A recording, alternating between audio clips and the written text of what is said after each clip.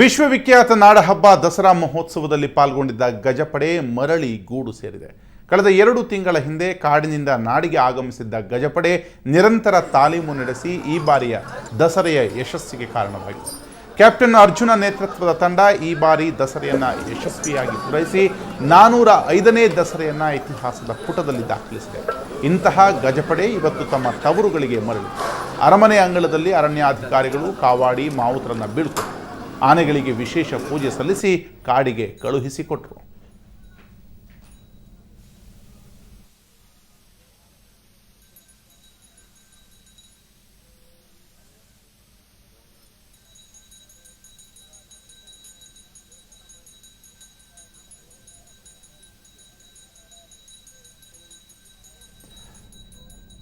ಈ ಕುರಿತಾಗಿ ಇನ್ನಷ್ಟು ಮಾಹಿತಿಯನ್ನು ಪಡಿಬಹುದಾದರೆ ನಮ್ಮ ಪ್ರತಿನಿಧಿ ರವಿ ಪಾಂಡವಪುರ ಸಂಪರ್ಕದಲ್ಲಿದ್ದಾರೆ.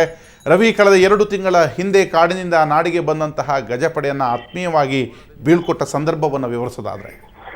ರಾಘವೇಂದ್ರ, ಕಳೆದ 2 ತಿಂಗಳಿಂದ ಕಾಡಿನಿಂದ ನಾಡಿಗೆ ಬಂದಿದ್ದಂತಹ ಅರಮನೆಯಲ್ಲಿ ಬೀಡು ಬಿಟ್ಟು ಐತಿಹ್ಯ 405ನೇ ವರ್ಷದ ಜಂಬೂ ಸವಾರಿ ಮಹೋತ್ಸವದಲ್ಲಿ ಪಾಲ್ಗೊಂಡು ಯಶಸ್ವಿಯಾಗಿ ದಸರೆಯನ್ನು ಮುಗಿಸಿದಂತಹ ಕ್ಯಾಪ್ಟನ್ ಅರ್ಜುನ ನೇತೃತ್ವದ ತಂಡ ಇವತ್ತು ಮರಳಿ ಗೂಡಿಗೆ ಸೇರಿತು.